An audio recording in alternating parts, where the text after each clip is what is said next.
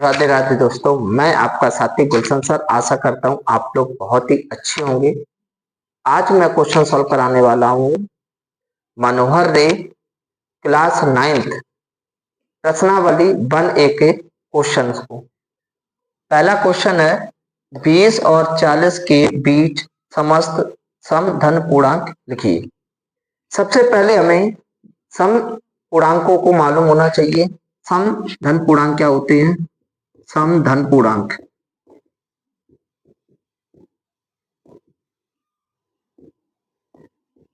ऐसी संख्याएं जो धन प्लस की हूं तथा 2 से विभाजित हूं। देखो, पहले तो कंडीशन क्या है कि सम संख्या, तो सम की कंडीशन ये होती है 2 से विभाजित हो। और क्या लगा है? धन पूर्णांक। धन का मतलब वो प्लस की हो। तो ऐसी संख्याएं जो प्लस की हो और 2 से कट रही हो, वो संख्याएं आपकी क्या कहलाती हैं? सम धन पूर्णांक कहलाती हैं। तो 20 और 40 के बीच, यानी 20 को काउंट नहीं करना है और 40 को काउंट नहीं करना है, इनके बीच की सम धन पूर्णांक लिखना है। तो क्या हो जाएगा? 22, 24, 26, 28, 30, 32, 34, 36, 38। ये आपकी 20 और 40 के बीच सम धन पूर्णांक में। अगर तक लिखा होता तो 20 को भी लिखते और 40 को भी लिखते, ये भी समझ लेंगे। 1 से 10 तक अभाज्य धन पूर्णांक लिखिए। ठीक है ना? अभाज्य धन पूर्णांक को पहले समझेंगे। अभाज्य धन पूर्णांक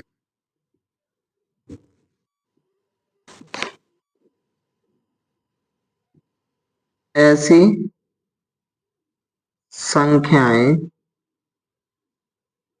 जो धन प्लस की तथा एक और स्वयं के अलावा किसी और संख्या से विभाजित ना हो। ऐसी संख्याएं जो प्लस की हों, यानी धन की हों, और एक और स्वयं के अलावा किसी और संख्या से विभाजित ना हो, अभाज्य धन पूर्णांक कहलाती है। एक और तरीका है इसकी परिभाषा का कि ऐसी संख्याएं जिनके 2 गुणनखंड होते हैं, वह संख्याएं अभाज्य संख्याएं कहलाती है। तो 1 से 10 तक, यानी 1 को भी काउंट करना है, 10 को, तो वहां तक की लिखनी है। 2, 3, 5, 7, 9। आगे 2a प्लस 1 का क्रम अनुनायी पूर्णांक। क्रम अनुनायी का मतलब एक के बाद एक। क्रम अनुनायी समझेंगे। क्रमानुयायी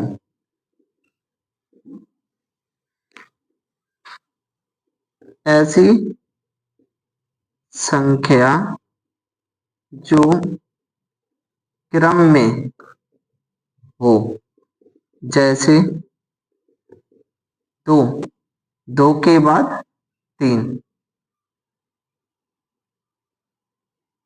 ऐसी संख्याएं क्रमानुयायी होती हैं। या एक और तरीका है,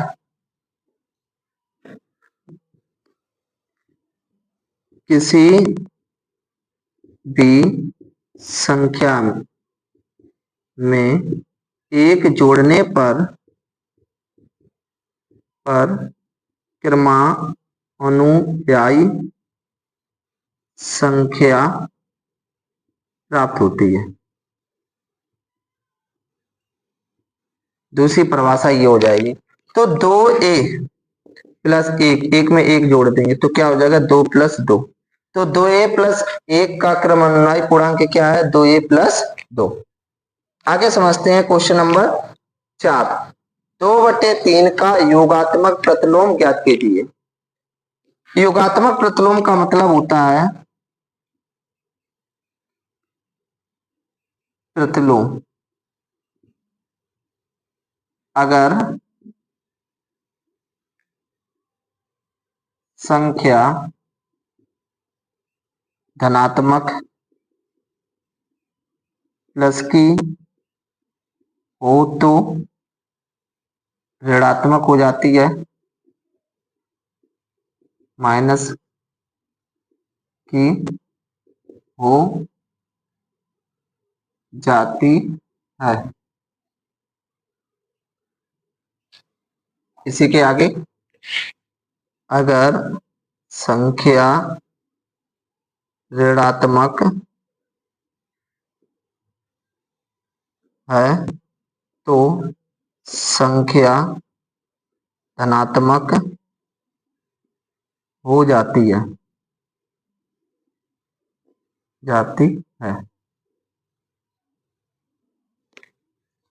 तो यहाँ पर 2/3 है तो माइनस प्लस का नंबर है तो क्या हो जाएगा माइनस का, यही इसका आंसर हो गया।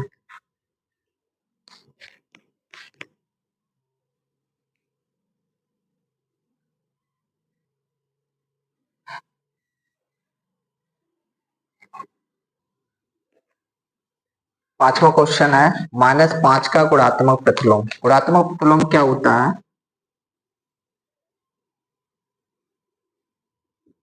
अंश की संख्या हर तथा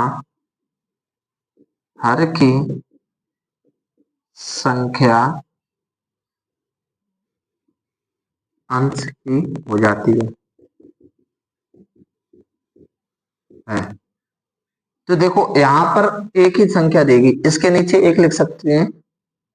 -5 का गुणात्मक प्रतिलोम बनाना है तो क्या हो जाएगा 1/-5। मैंने क्या लिखा है, अंश की संख्या हर हो जाती है। देखो अंश की संख्या हर हो गई और हर की संख्या अंश हो जाती है। दूसरा योगात्मक प्रतिलोम पूछा गया है, P+Q तथा P-Q का योगात्मक प्रतिलोम लिखिए।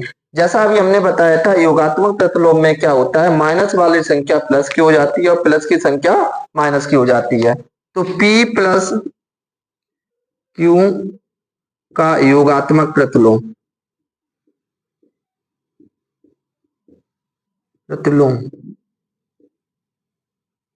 बराबर -P+Q। P-Q का योगात्मक प्रतिलोम -P-Q। x के किस मान के लिए 5 गुणा 3 गुणा 2 5 गुणा 3 गुणा x कथन सत्य है। तो यहाँ पर तुलना करें, देखो 5 गुणा 3 गुणा 2 5 गुणा 3 गुणा x, ठीक है ना। 5 गुणा 2 5 गुणा 3 एक ब्रैकेट में कर दो गुणा 2 5 गुणा 3 गुणा x। तो क्या पता चला, ये ब्रैकेट सेम है तो x का क्या हो जाएगा 2, x बराबर 2।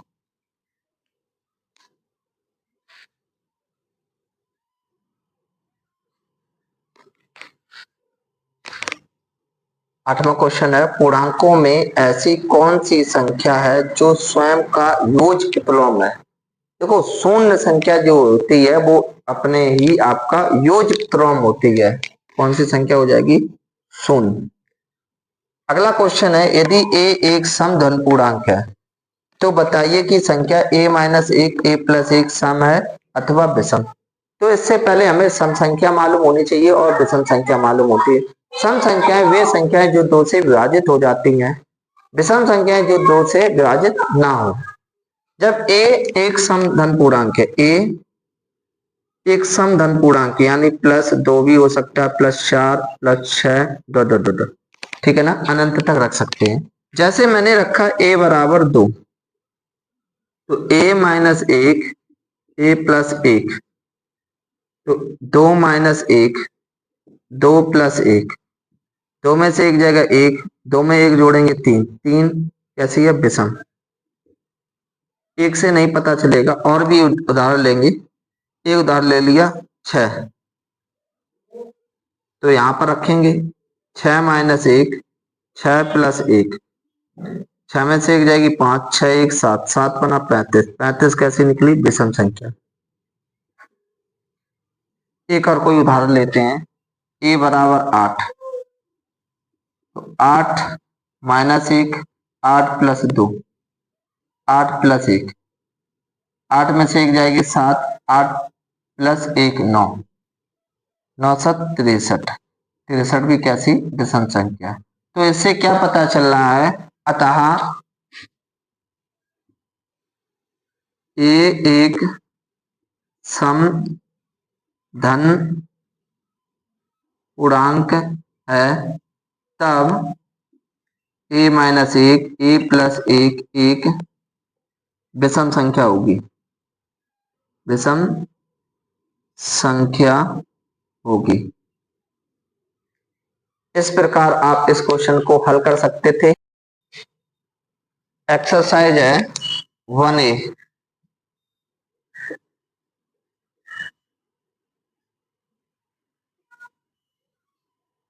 संख्या रेखा पर 5 और 7 का योग निकालना है। ये संख्या रेखा हो गई 0 1 2 3 4 5 6 7 8 9 10 11 12।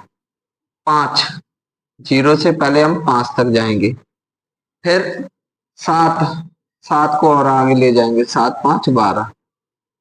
तो टोटल ये क्या हो गया आपका, 5 + 7 = 12। तो संख्या रेखा पर यह दिखा दिया है कि 5 + 7 का योग कितना है, 12 है। ठीक है ना। निम्नलिखित कथनों में से कथन सत्य है अथवा कौन से असत्य है। दो धन अभाज्य पूर्णांकों का गुणन सदैव अभाज्य होता है। दो धन अभाज्य पूर्णांक कोई भी ले ले, 2 ले लिया और 1 3 ले लिया, इनका गुणा करें, 3 दूनी 6, और 6 कैसी संख्या है, भाज्य संख्या है। जब भाज्य संख्या है तो इनका कहना कैसा हो गया, असत्य है। अगला देखेंगे, दो धन अभाज्य पूर्णांकों का योग सदैव अभाज्य होता है। दो धन अभाज्य, दो धन अभाज्य, 2 और 3 ही ले ले, 5, 5 तो अभाज्य है, एक से ही भी नहीं पता चलेगा, 2 3 निकालना पड़ेगा, इसमें एक ही से पता चल रहा था। 5 + 3 8, 8 कैसी संख्या है, भाज्य। एक शब्द लगा है सदैव, अगर सदैव ना लगा होता तो यह हो जाता, तो सदैव तो लगा हुआ है तो क्या हो जाएगा, असत्य हो जाएगा, क्योंकि भाज्य भी आ रही है और अभाज्य भी आ रही है। क्योंकि जब हमने 2 और 3 को जोड़ा तो 5 5 अभाज्य होती है, जब हमने 5 और 3 को जोड़ा तो भाज्य होती है, और भाज्य हमसे पूछा गया अभाज्य होता है, तो यह बात असत्य है। यदि a और b कोई दो ऋण पूर्णांक है, तब a + b भी सदैव एक ऋण पूर्णांक होगा। कोई भी ऋण पूर्णांक ले लें, माइनस के नंबर ले लें, जैसे ले लिया मैंने -5, कोई भी पूर्णांक लेना है, लेकिन माइनस के लेना 2। देखो प्लस के रूप में लिखा है, a = -5, b = -2, और जोड़ो -5, प्लस का माइनस में गुणा करते -2, -7, -7 कैसा है, ऋणात्मक है, तो यह बात कैसी है, सत्य है।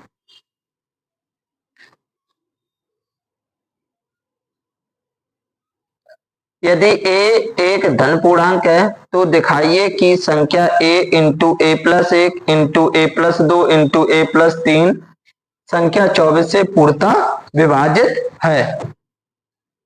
a एक धन पूर्णांक है तो a की जगह हम क्या भी मान सकते हैं, कोई भी नंबर से मान सकते हैं, 1 2 3 4 डॉट डॉट डॉट अनंत तक। तो हम कोई भी नंबर लेंगे, पहले a = 1 ले रहा हूं, इसमें रखेंगे a + 1, a + 2, a + 3,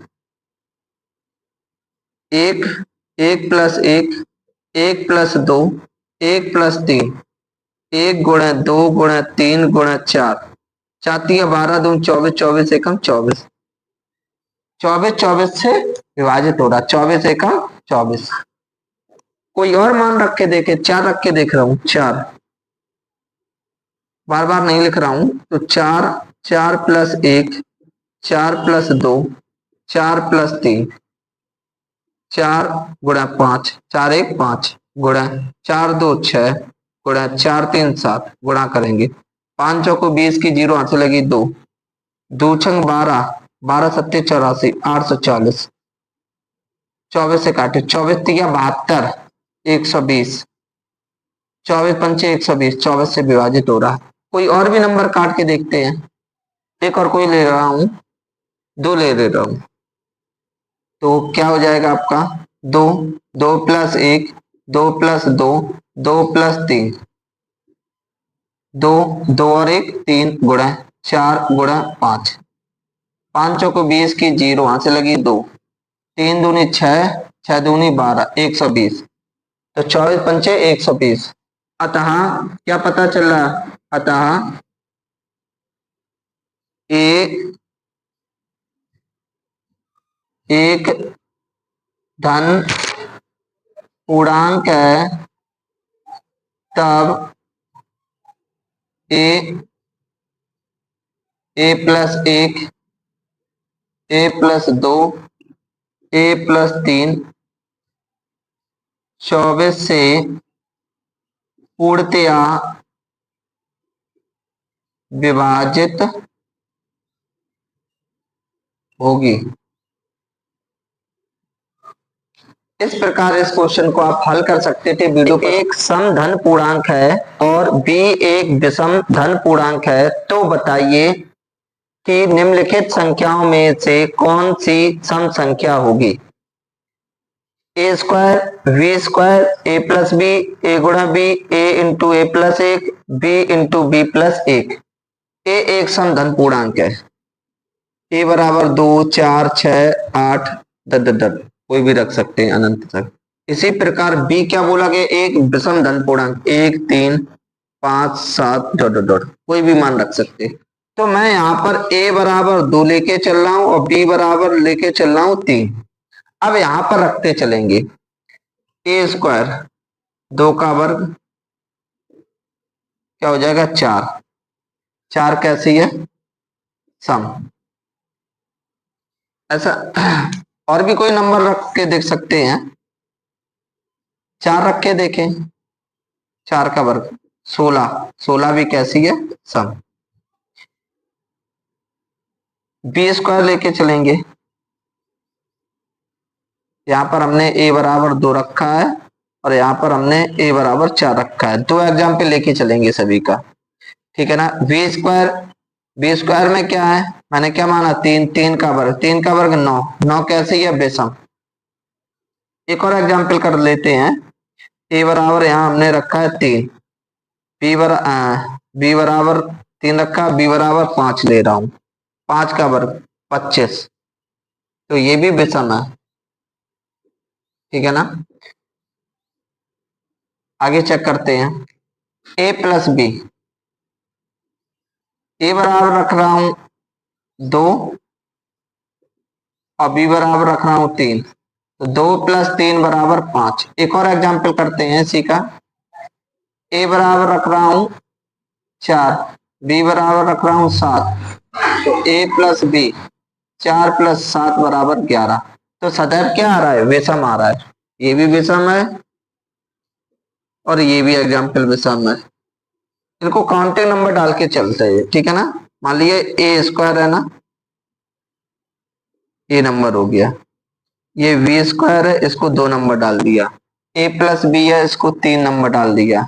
अब करेंगे चौथा, ए गुणा बी, ए बराबर मान लिया है 2, बी बराबर मान लिया 5, तो 2 गुणा 5 बराबर 10, ए बराबर मान लिया है 6, बी बराबर मान लिया है 5, तो 6 गुणा 5 बराबर 30, तो ये सम आ रहा है और ये भी सम आ रहा है। मतलब कोई भी नंबर रखें, एक सम और एक विषम का जब गुणा करते हैं तो हमेशा क्या आता है, सम ही आता है। अगला देखेंगे, 5वां नंबर डाल देंगे इसे, a इंटू ए प्लस एक, ए बराबर रख रहा हूं 6, तो 6 प्लस एक, तो ये हो जाए 6 गुणा 7 बराबर 42। 42 कैसी संख्या है, सम। एक और एग्जांपल करके देखते हैं, a बराबर 8, 8 प्लस एक, 8 गुणे 9, 9 72, 72 भी कैसी है, सम। मतलब कोई भी नंबर रखेंगे तो हमेशा इसमें क्या आएगा, सम आएगा। छठवां ऐसे नंबर डाल दे रहे हैं, b इंटू बी प्लस एक को, तो v की जगह मैं रख रहा हूं यहाँ पर 7 रख रहा हूं, तो 7 गुणे 7 प्लस एक, 7 गुणे 8, 8 सत्ते 56, कैसी संख्या है, सम। एक और करते हैं, b बराबर रखते हैं 5, तो 5 गुणे 5 प्लस एक, 5 गुणे 6, 6 पंचे 30, 30 कैसी है, सम संख्या।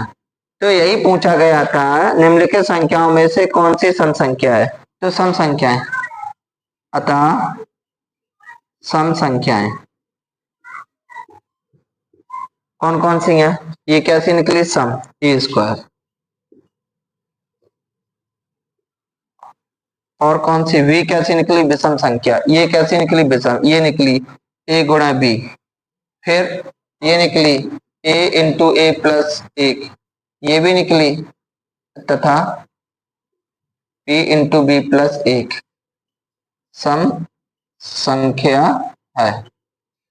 इस प्रकार आप इस क्वेश्चन को हल कर सकते हैं। धन पूर्णांक के किन गुण धर्मों के अंतर्गत निम्नलिखित कथन सत्य है। पहला गुण धर्म है 3 गुणे 8 प्लस 7 बराबर 3 गुणे 8 प्लस 3 गुणे 7। हमने पढ़ रखा है, एक मैंने रूल बताया था, A B C belongs to N, N मतलब यहाँ पर है प्राकृतिक संख्या है। तब एक बताया था कैसे हम लिखते हैं, ए गुणे बी प्लस सी बराबर ए गुणे बी प्लस ए गुणे सी। ये नियम क्या होता है, योग पर गुणा का वितरण नियम से, ये नियम लग रहा है से सत्य है, कथन सत्य है, ये भी बताना है। दूसरा हमने पढ़ रखा है, A B C belongs to natural number, प्राकृतिक संख्या है। तो यहाँ पर A plus B plus C बराबर A plus B plus C, इस नियम को कहते हैं हम सहचर्य नियम। योग पर सहचर्य नियम से सत्य है। अगला 3 गुणा 2 और 2 गुणा 3, a b belongs to n, a और बी जो है प्राकृतिक संख्या है। तब ए गुणा बी, बी गुणा ए, इसको जब हम सॉल्व करते हैं तो ए बी ही आता है। मतलब कहने का है, कोई भी नंबर लिखा हो, जैसे 3 गुणा 2 और 2 गुणा 3 है तो हमेशा 6 आएगा, चाहे इसका गुणा करें चाहे इसका गुणा करें। लेकिन इसका नियम क्या कहलाता है, इसका कहलाता है नियम गुणा का क्रम विनिमय नियम से सत्य है। लास्ट इसको बोलते हैं निरसन नियम। इसमें क्या किया जाता है कि कंपेयर करेंगे इसका इससे और इससे इससे, तो ए बराबर क्या रह जाएगा 3, जब ए बराबर 3 रह जाएगा, यह देखो यही तो दे रहे, यह निरसन नियम से सत्य है। इस प्रकार आप इस क्वेश्चन को हल कर सकते थे। वीडियो संख्या रेखा पर -5 -2 0 1 2 5 को दर्शाइए। तो यहां पर हम देखेंगे संख्या रेखा ये हो गई, बीच में कर देंगे 0, इधर होते हैं प्लस के नंबर 1 2 3 4 5, इधर होते हैं माइनस के नंबर -1 -2 -3 -4 -5। तो यहां पर हम क्या देख रहे हैं कि हमें इन नंबरों को दर्शाना है। तो -5 ये दिखाई दे रहा है ना, इसे हम ए मान ले रहे हैं, ठीक है ना। फिर क्या दर्शाना है, 2 -2 ये है, इसे हम बी मान ले रहे हैं। फिर क्या दर्शाना है, 0, इसे हम सी मान ले रहे हैं। फिर हमें क्या दर्शाना, 1, इसे हम मान ले रहे हैं डी। फिर 2 को दर्शाना है, इसे ई नाम दिया। फिर हमें 5 को दर्शाना है, इसे एफ नाम दिया। अतः संख्या रेखा पर A B C D E F क्रमशः मतलब क्रम से -5 -2 0 1 2 व 5 को दर्शाते हैं, ठीक है। इस प्रकार आप इस क्वेश्चन को हल कर सकते थे। वीडियो पसंद आया हो तो वीडियो को लाइक करें, कमेंट्स करें और शेयर करें। जय हिंद, राधे राधे। मिलते हैं एक नए वीडियो के साथ।